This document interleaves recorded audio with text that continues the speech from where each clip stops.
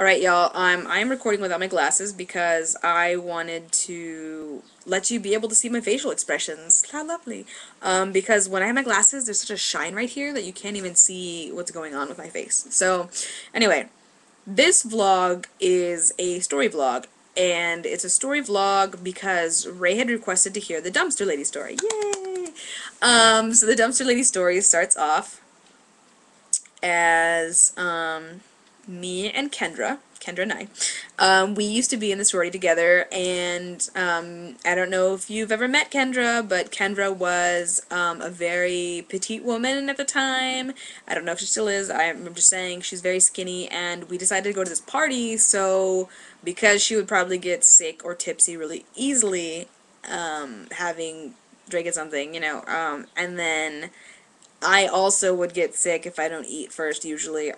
We decided to get some Wendy's, which was, like, right across the street from Desert Palm Village Apartments, where I used to live. And so she picked me up, we went to Wendy's, we were gonna be eating on the way there, but then we were like, it's gonna be too messy, it's gonna be too hard, let's just stop, and we'll eat, in the parking lot of Three Margaritas, which is, like, literally across the street. And so we parked, like, directly in front of the dumpster, but we were still kind of far away from it, but we were just thinking, well, we could get out, walk to the dumpster, and dump the stuff in. When we're done with it, it's trash. So we're eating, we're having this great conversation. Kendra was always great for conversation. She's very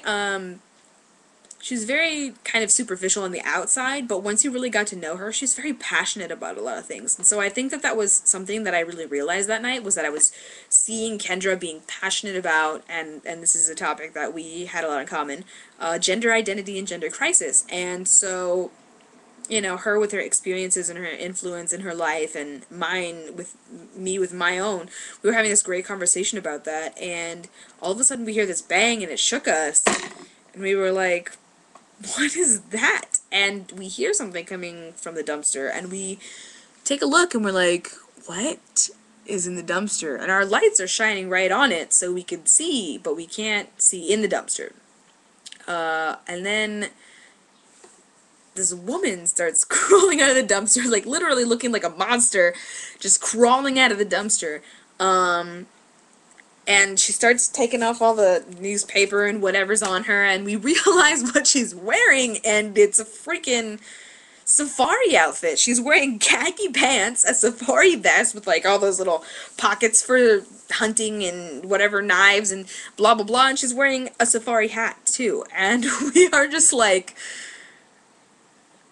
what? And then we both freak out, we're like, ah! And then we drive away, with our food and everything. I mean, we were pretty much done, but we freaked out. So that was the beginning of Dumpster Lady. And we've seen her around a few times since, but that's the major story. Just an additional piece, I don't know if you guys know what the neighborhood flash is, but the neighborhood flash was a system of free buses that would just kind of go around in the Tempe area, ASU area, and kind of serve people that needed a free ride somewhere to work or whatever, as long as it was in that small area. And it was very crappy. It was very late. A lot of the shuttles ran like once an hour, even though they were supposed to run like once every 15 minutes. And it was hot a lot of the time because a lot of them didn't have AC, and it was just horrible. And then they replaced it with this system called Orbit, and it's basically the same idea, but they have different routes, and they run more frequently, and they're more reliable. And I loved it. And I'm not saying anything to you, Ray, but I'm just saying, if you knew, you meaning anybody that used to live there, knew what the flash system was like, you would thank the stars for this Orbit system, and I did in the beginning. A little bit later, though, I decided to take the Jupiter, which went by my apartment, and every once in a while Dumpster Lady would get on the bus, and it's free, so yay, homeless people can ride it too.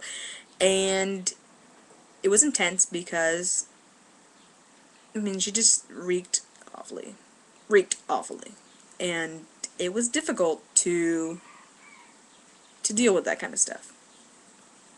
So, so me and Melissa would share stories back and forth, and eventually we would talk about women and their periods when you're homeless. So remember, ladies and gentlemen, my story for today is a dumpster lady story, and my advice is, if you are ever homeless, and I hope to God that you're not homeless, but if you're ever homeless, don't spend your last money on food.